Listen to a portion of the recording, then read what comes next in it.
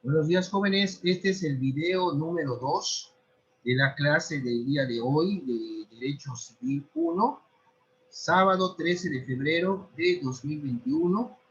A los jóvenes del grupo C5AS, quinto cuatrimestre de la licenciatura en Contaduría.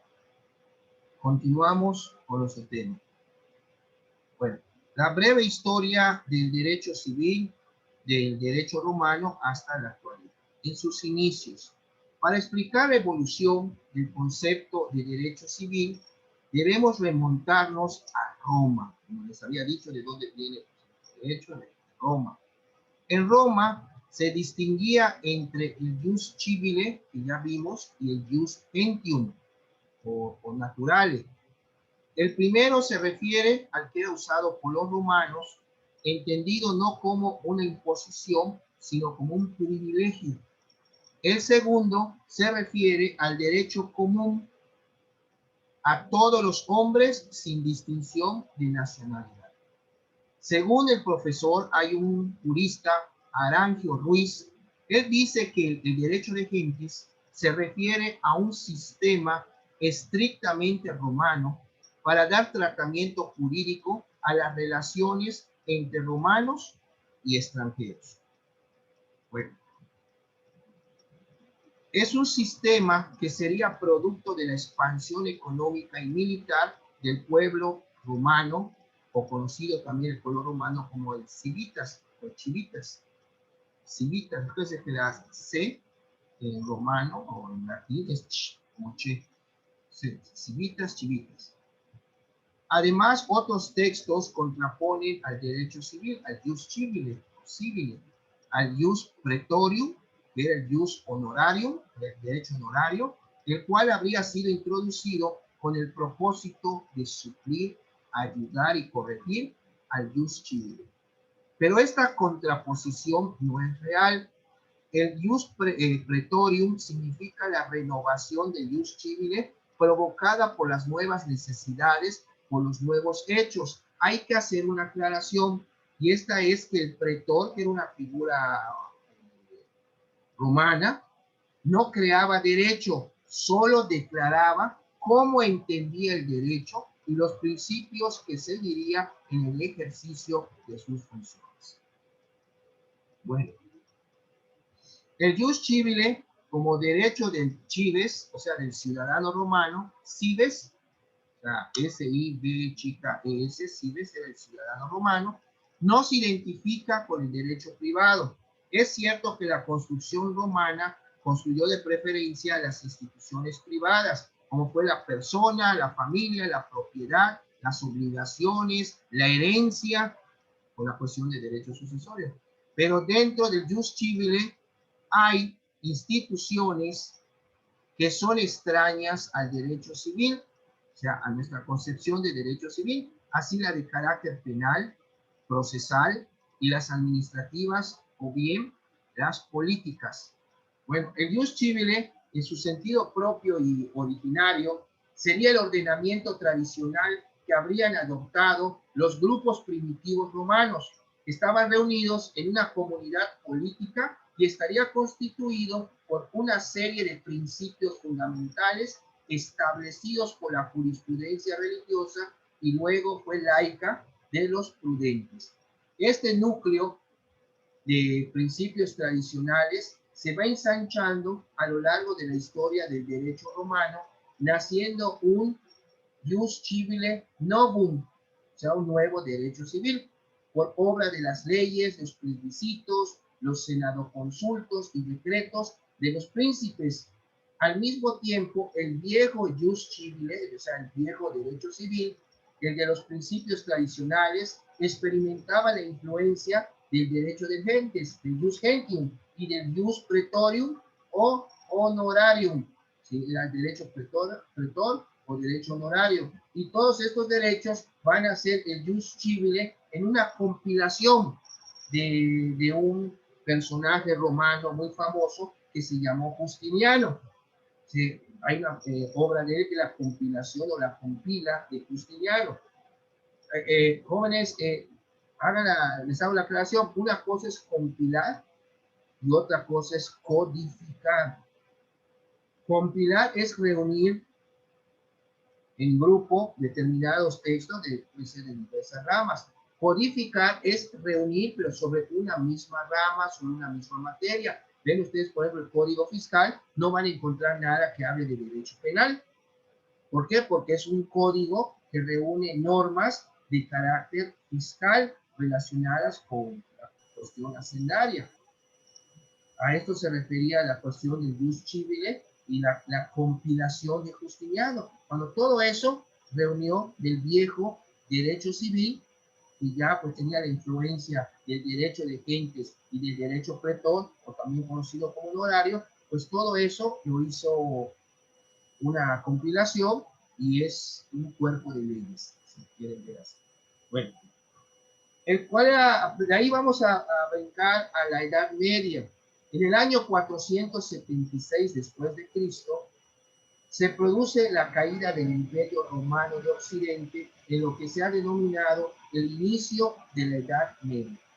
La invasión de los pueblos bárbaros que la provoca definitivamente acaba también de manera oficial con el derecho romano. Pero este derecho seguía sobreviviendo en la práctica de los pueblos que fueron dominados y con gran influencia en las leyes de los pueblos invasores. Durante muchos años no va a haber más derecho que la costumbre, o sea, que es el derecho consuetudinario. Cuando escuchen ustedes la palabra consuetudinario, estamos hablando de la costumbre. Estaba también lo que es el fuero, los estatutos de las ciudades e incluso el estatuto de las corporaciones y gremios. Hay pues un acusadísimo particularismo jurídico. O sea, todo eso que les voy diciendo, que el fuero, los estatutos de las ciudades, estamos hablando de pura ley, para que puedan ustedes enfocarse a qué me estoy refiriendo, ya que estamos tocando un tema de historia, pero ahí está inmersa nuestra materia. A finales del siglo XI, estamos hablando de cuando empezaba el año 1000 y fracción, y principios del 12, 1100 fracción, se produjo un fenómeno importante en grado, la recepción del derecho de Roma. Sabemos que la compilación de este Justiniano que les mencioné hace un momento se llevó a cabo entre los años 528 a 533 después de Cristo en el Imperio Romano de Oriente. Es muy posterior a la caída del Imperio Romano de Occidente y por otra parte es casi desconocida en él, que es la recepción del derecho de Roma. Pero vean de dónde están partiendo, de la compilación de este señor Justiniano.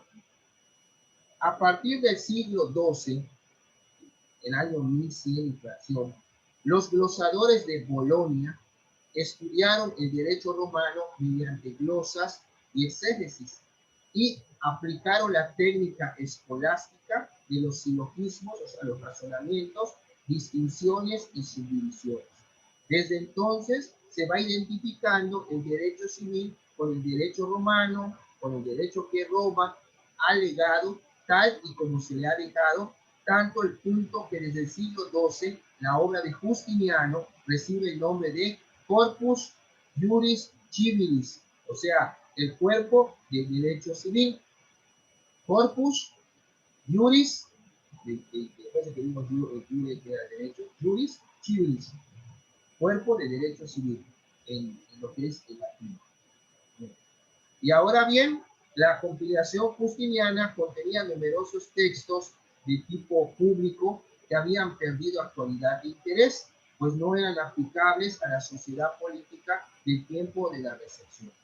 De ahí que los glosadores y comentaristas empezaron a mostrar una atención hacia normas e instituciones privadas, circulación de los bienes, derechos sobre ellos y la situación de las personas. Empieza, por lo tanto, a abrirse camino la idea de derecho civil, pero como rama del derecho privado. Empezamos, como les mencioné, al inicio de la clase. El derecho civil, entendido como derecho romano, va a desempeñar un papel sumamente importante en la Edad Media, el de derecho común. Hemos dicho en líneas anteriores que hasta la recepción reinó un absoluto particularismo jurídico. El derecho civil va a ser el derecho común, es decir, un derecho normal, frente a que los derechos de los particulares eran considerados como anomalías. Hay que destacar que la fuerza del derecho civil como derecho común provenían también de una necesidad política, el concepto del imperio sacro romano germánico, que fue restaurado por Carlomagno en el año 800 como continuación del imperio romano. El imperio romano continúa, pero a través del sacro imperio romano germánico. La sociedad medieval, allá en el medievo, hasta finales de la Edad Media, va a vivir dos intenciones. La idea de que era un todo unitario bajo el imperio, o sea que todo estaba reunido bajo este imperio que les mencioné, el sacro romano, el imperio sacro romano germánico. Al mismo tiempo, la idea de cristiandad, también unitaria en el plano religioso, llevó a que el derecho de la iglesia fuese igualmente un derecho común. El derecho de la iglesia es el derecho canónico. Incluso también vieron filosofía de toda vez en la prepa, también en filosofía se tocó el tema de la teología, el derecho canónico, teología, están relacionados con la religión. Ese derecho común era la ley eclesiástica que junto a la ley civil representaba las potestades del imperio de la iglesia. Estamos hablando del derecho común, que era el derecho civil. Y por otro lado estaba el derecho de la iglesia, el derecho común. O sea, ya vieron que hasta que vino la separación de iglesia y Estado, pues ahí es donde nosotros vamos a tocar el tema de México, con Benito Juárez, cómo separó la iglesia y el Estado, porque pues, la iglesia era la que hacía todas las actividades que estaban realmente correspondían al Estado, con los matrimonios, entierros, todo, pues, pero ahora no, pues por eso ven que Benito Juárez creó la figura del registro civil y el matrimonio pues lo estableció como un contrato donde las partes separarse quedan, ya queda disuelto ese contrato y quedan en opción de volverse a casar si quieren. De eso estamos hablando desde el punto de vista estatal, porque la iglesia, pues no, simplemente para la iglesia el divorcio no existe, y por la máxima de lo que Dios unió, que no lo separa. Pero bueno, sí se puede anular un matrimonio, pero hay que seguir un matrimonio religioso. Entonces tiene que seguir un procedimiento eclesiástico con el derecho canónico. Es un derecho que no tiene nada que ver con el civil. Hay una separación en cada uno de estos rubros. No se vaya lejos. Está bien, por ahí la iglesia pues ya lo ha mencionado. Jesús dijo dar al César lo que es de César y a Dios lo que es de Dios. Era la iglesia pues, con su derecho canónico y los civiles con el Estado, con su derecho civil. Y ya desde esa época pues ya la iglesia tenía el derecho común y el derecho civil, sí. Nosotros tenemos nuestro derecho, es el derecho canónico, y lo que lo vamos a llevar con el derecho común, la cuestión civil, la cuestión religiosa, tenemos la ley eclesiástica. Ya ustedes como desde esa época. El derecho canónico adquirió una importancia relevante a partir de las decretales de Gregorio IX, el Papa Gregorio IX, en el año 1234. Bueno, esto era la cuestión del derecho civil en esa época. El derecho civil en la Edad Moderna. En la Edad Moderna, el Estado se convirtió en un Estado absoluto que tiende a que su derecho nacional sea el exclusivo o el predominante. De ahí que el derecho civil, entendido como derecho romano, sufra un gran eclipse. Si bien ello ya estaba preparado desde finales de la Edad Media por la crítica a que se sometió, las fuentes que se manejaban, se dice, no son genuinas. Las glosas y comentarios a los textos romanos eran cada vez más contradictorios y más abundantes. La aplicación del derecho se había convertido en una tarea insegura ante tantas interpretaciones dispares. Se había uno interpretaba una cosa, otro interpretaba sobre un tema, y había mucha contradicción.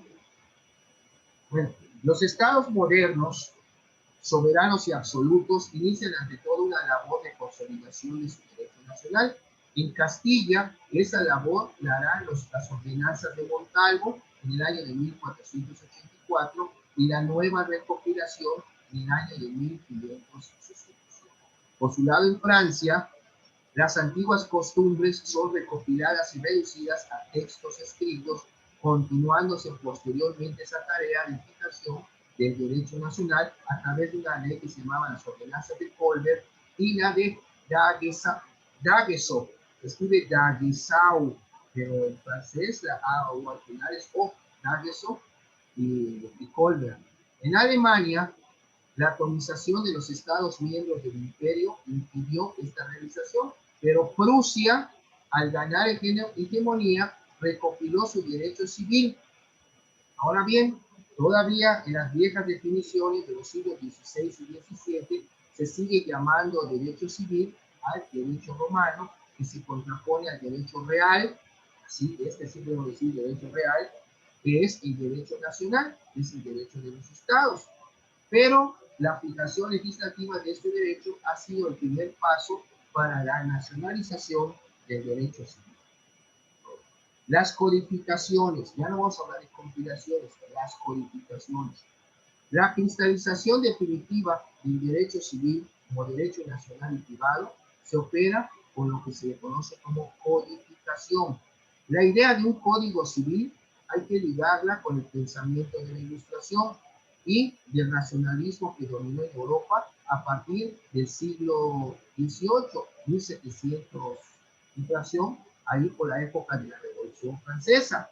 Hasta ese momento se acostumbraba, como ya hemos visto, a recoger las diversas leyes vigentes en un determinado momento, pero poniéndolas en un solo texto. O sea, recopilándolas, como lo que vimos cuando hablamos de Justiniano. La idea de la codificación es, sin embargo, más amplia que la de una pura recopilación de textos. Recopilar es reunir en un texto por orden sistemático o por orden cronológico las leyes que hasta un determinado momento han sido dictadas. Codificar es una tarea más ambiciosa.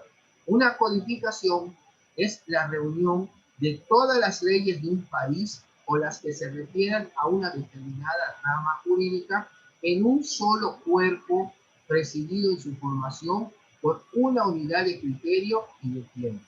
Un ejemplo, vean ustedes, por ejemplo, el Código Civil de Quintana Roo, pues como lo dice acá, es la reunión de todas las normas relacionadas con el derecho civil en el Estado. Hay aparte su Código Civil Federal, pero esto es cuestión de ámbitos. Estamos hablando de Quintana Roo, que tiene su propia constitución local. Eso no quiere decir que no le va a hacer caso a la Constitución Federal.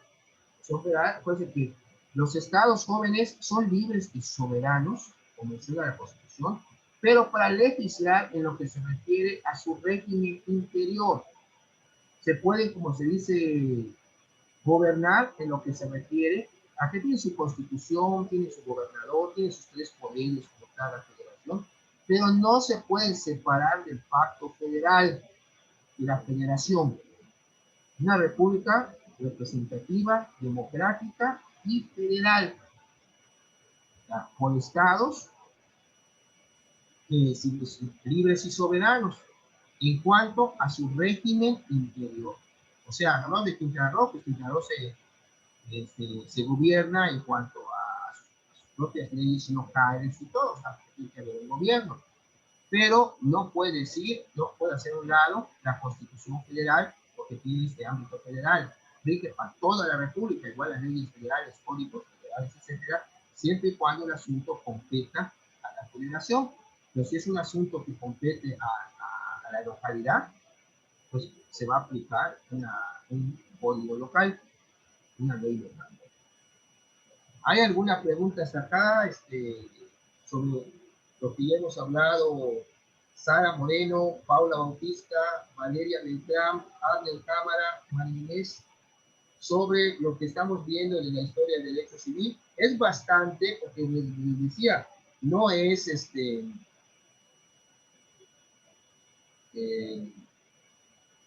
que podamos terminar, vamos a poner su síntesis que estamos viendo en clase. Son 51 páginas en 2 horas, digo, y aún así que eso es un extracto, estoy extractando aún, pero lógicamente es material para que ustedes lean y ustedes estudien. El maestro da su clase, les explica sobre los temas, pero es imposible que podamos ver hasta el último subtema en una clase. ¿Por qué? Por lo corto del tiempo. Si estuviéramos en el salón de clases, bueno, es otra cosa, pues hay la coordinación en cuanto a los alumnos, pasan a exponer por equipos, y así vamos avanzando en 2 horas. Pero aquí no, pues el maestro, el expositor, en este caso, es un servidor. Pero sí, lean, por favor, está extractado de tal forma que pueda entenderse su síntesis y los temas que ahí se exponen. Sara, Paula, Valeria, Arden, María. María dice que no hay, Marinés no tiene ninguna duda. Abner, Paula. Ninguna duda. Gracias. Por eso, vean qué bonita es la materia de derecho civil, y vean cuántas cosas abarca, cómo fue evolucionando, cómo nace, fue evolucionando el derecho civil, y la diferencia entre lo que es compilar o recopilar, si lo quieren ver así, y la codificación. Bueno, seguimos entonces. Aquí es muy importante hacer hincapié en la figura del Código de Napoleón. Es un código fenomenal. En el siglo XIX, estamos hablando del siglo de 1800, florece el fenómeno codificador. Ya todos los estados están codificando su contenido, materia, sus leyes. Se abre con el Código Civil francés llamado Código Napoleón, en recuerdo del hombre genial que lo llevó a cabo en los días del consulado, que tanto recordó en Santa Elena, donde esperaba su muerte, donde fue exiliado, la isla de Santa Elena, Napoleón Bonaparte. Fue promulgado el 21 de marzo de 1804, entonces decía a principios del siglo XIX. Fue el resultado de su tenaz voluntad para verlo hecho realidad tras los fracasos de anteriores proyectos en la época revolucionaria, y el resultado también de su intuición certera al escoger a los juristas que podían redactarlo y además de todo. El Código francés es una obra capital de enorme influencia en el mundo, sobre todo en el siglo XIX. Fue el vehículo de las ideas de la Revolución Francesa y responde a una ideología típica del liberalismo burgués, pues no en balde es la burguesía la que inicia la revolución y la que a la postre sale vencedora. Es un código que afirma el primado del individuo, de su igualdad ante la ley, fuera de las circunstancias de su condición social, y de su libertad, y de ahí que sus pilares básicos sean la libertad contractual, el carácter absoluto del derecho de propiedad y la responsabilidad civil basada en la culpa. Lo que mencionaba también de los delitos de culpa. El matrimonio se sustrae a la Iglesia Católica, adquiriendo la institución un carácter laico y fundada en el contrato. Ahí lo tomó, ustedes lo ven, don Benito Juárez, de que el matrimonio civil es un contrato. Bueno, y regulándose detalladamente la institución del registro civil. Ahora bien, el Código Napoleón no rompe con la tradición jurídica francesa en la que se recogía el derecho romano y las antiguas costumbres. Lo que hace es continuarla e ir adaptando nuevas ideas. Es una sabia combinación de tradición, principios racionales, y es la época de la corriente de pensamiento que se llamaba el racionalismo, de los revolucionarios. En 1811, Austria tiene su propio código civil de gran perfección técnica, además influenciado por las ideas de la escuela del derecho natural. O sea, los que estudiaban el derecho natural se llamaban jus naturalistas, jus de derecho natural, istas, los pensadores del derecho natural, eran los jus naturalistas, los que seguían el derecho natural, pero preservándose de las revoluciones francesas. Ya hablamos del código de Napoleón y el derecho civil como es en la actualidad. La evolución histórica del derecho civil nos lo presentan como el sector del ordenamiento jurídico que se ocupa de la persona y sus diferentes estados, de su patrimonio y del tráfico de sus bienes. Pero es más importante que, digo, más importante que determinar de qué se ocupa el derecho civil es analizar cómo se ocupa, pues de ahí nace la crisis por la que está atravesando el derecho civil. Efectivamente, si hoy el criterio de valores está en crisis, el derecho civil no puede por lo menos sufrir también las consecuencias de esta crisis. La del derecho civil es además la del desmoronamiento de la sociedad que contempló la obra de la codificación. Y si estamos ante otra sociedad o hacia ellos nos dirigimos, el derecho civil heredero de los códigos decimonónicos del siglo XIX nos va a servir de poco. La codificación se basaba en la afirmación del individuo frente al Estado sin cuerpos intermedios. El Código Civil aseguraba el libre desenvolvimiento del individuo y de su voluntad. De ahí que el principio de la autonomía de la voluntad, con su reflejo en el derecho de propiedad, que se concibía absoluto y con las mínimas excepciones posibles a este absolutismo, fuese el pilar de la sustentación de todo el edificio. Bueno,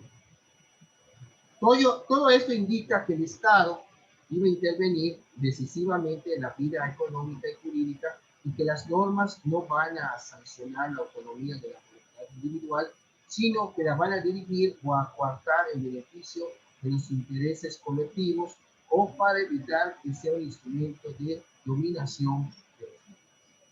Esta es la cuestión de derecho civil, porque hay también lo que se conoce como los derechos especiales, que son los que surgen frente al derecho civil y que queda como común, en los que se desarrollan nuevas normas. Eso hablando de los derechos especiales. Bueno, pero no se vaya lejos, aquí en México tuvimos también nuestro primer código civil, que es lo que me gustaría comentarles, hablar de datos, tiempos pasados. El primer Código Civil mexicano, creado dentro del sistema federal, fue el Código Civil de Oaxaca y se promulgó entre 1827 y 1829. O sea, estamos hablando de que si en 1821 se consumó la independencia, tendría 8 o 9 años de consumada la independencia cuando sale a la vida jurídica el primer código, pero de Oaxaca. La primera cuestión importante que surge de este estudio de los antecedentes históricos de nuestro derecho nacional de México es la de determinar por qué razón, mientras el derecho mercantil fue siempre un derecho de índole federal, la legislación civil quedó reservada a la soberanía de los estados locales, permitiendo que cada uno de ellos promulgara sus códigos civiles. En tanto civiles como también los adjetivos. Pero escuchen usted la palabra derecho adjetivo, estamos hablando de derecho procesal. O sea, el civil, cuando hablamos de derecho sustantivo, al hablar de derecho civil, estamos hablando de la parte objetiva, estamos hablando de derecho civil. Y cuando hablamos de la parte adjetiva, estamos hablando de la parte procesal. ¿Cómo, o sea, cómo se lleva a cabo un intestado? Bueno, chécalo en el Código de Procedimientos Civiles, chécalo en el Código Adjetivo. Escuchen en derecho la palabra adjetiva, se está refiriendo a procesar, a procedimiento. Por eso hay derecho sustantivo, derecho adjetivo. Cuando hablan la parte sustantiva del derecho civil, es el código civil. La parte adjetiva, el código de procedimientos civiles. Esta división entre las dos ramas ya indicadas arranca de la Constitución del 57, pero en la fracción décima de su artículo 73 se estableció que será facultad del Congreso Federal fijar las bases generales de la legislación mercantil. Este precepto constitucional quedó reglamentado en el decreto del 14 de diciembre de 1883 y 29 de mayo de 1884, que establecieron el primero, que el Congreso Federal expediría el uso de sus atribuciones con la citada fracción, los códigos de minería y de comercio, con vigencia para todo el país. Y el segundo, que para no ampliar desmesuradamente la jurisdicción federal, el Código de Comercio, no obstante ser de esta índole, podría aplicarse por las jurisdicciones locales cuando las controversias mercantiles no versaren sino sobre intereses meramente de particulares. Y al no reservarse la federación la facultad de dictar un código civil con vigencia para toda la República, aquello se entendía que esta facultad estaba reservada, lógicamente, a los Estados miembros como un atributo de su soberanía. Esto es, la codificación del derecho civil en nuestro país arrancó del Código para el Distrito y los Territorios Federales del 13 de diciembre de 1870, que vino a sustituir la legislación española y no obstante, con esta separación política de la madre patria, había seguido rigiendo en todo el país. Estamos hablando acá de que hubo una codificación del derecho civil el 13 de diciembre de 1870. Todavía no había muerto Benito Juárez, que era presidente, como en el 72. Y hubo una codificación, pero fue un código para el distrito y los territorios federales. La codificación del derecho civil en nuestro país arranca pues del código para el distrito y los territorios federales del 13 de diciembre de 1870, que vino a sustituir la legislación española hasta esa fecha que se seguía aplicando. Sin embargo, antes de la promulgación del Código de 1870, hubieron algunas materias especiales del derecho civil, como las relativas al registro civil y al matrimonio. Fueron objeto de modificaciones, pues a ellas se refieren varias de las leyes de reforma, que vino eliminada en 1856, 1857, 1858, pues hubo hasta una guerra de reforma. Concretamente, las del 27 de enero de 1857. El Código de 1870, el Código Civil de 1870, fue redactado por una comisión que tomó como base el proyecto que hizo don Justo Sierra Padre, quien a su vez se inspiró en el proyecto del jurisconsulto español don Florencia García Goyena, con fuertes raigambres en el Código de Napoleón. Se trata en consecuencia de un código de tipo clásico basado en las ideas filosóficas y políticas del liberalismo. Bueno, y este código estuvo rigiendo, jóvenes, estuvo en vigor desde el 19 de junio de 1884 hasta el 1 de octubre de 1932. Ya había pasado la Revolución Mexicana, e intentó regir el código que está actualmente vigente, conocido como el Código de 1928, el 1 de octubre de 1928. Bueno, este código, también de 1928, ha sufrido diversas reformas, modificaciones en su cuerpo legal, ajustándolo a las necesidades que se han ido dando, naciendo. Esto es, pues ya hablamos del derecho civil, cómo nace el Código Civil, que está hasta que nos rige hasta las fechas. Estamos hablando de este código de 1928. El de Quintana Roo es otra cosa, no se pierdan de vista, porque Quintana Roo, acuérdense que se convirtió en Estado a raíz de la reforma del 8 de octubre de 1974, cuando ya no iban a haber más territorios federales, que era cuando se modificó el 27 constitucional. Ya no van a haber territorios, los únicos dos territorios federales que había eran Baja California Sur y Quintana Roo. A partir de esa reforma ya no hay territorio, entonces nace a la vida política, jurídica, social, nuestro Estado, como Estado, ya no como territorio. Tuvo como territorio, en 1912 creó, en la época de Porfirio Díaz, pero crean el territorio de Quintana Roo porque Yucatán no podía dar solución al levantamiento de los mayas. La sublevación de los mayas, y antes la federación se hizo cargo, pero se enseñó una buena parte del territorio de Yucatán, al estado de Yucatán. Ya había Campeche. Campeche se creó en 1867 y el territorio se creó en 1900, el territorio en 1902.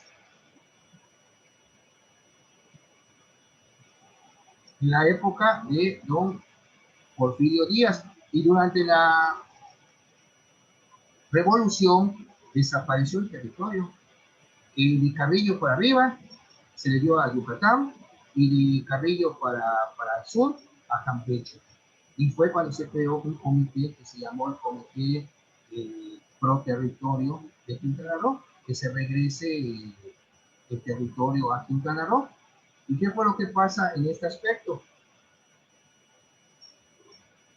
En la época de que Lázaro Cárdenas era candidato, se le solicitó los quintanarroenses pues que regresaran al territorio de Quintana Roo, porque si desapareció el territorio, y bueno, ya o uno se volvió en yucatecos, o otros se volvieron campechanos, o qué, están en Quintana Roo.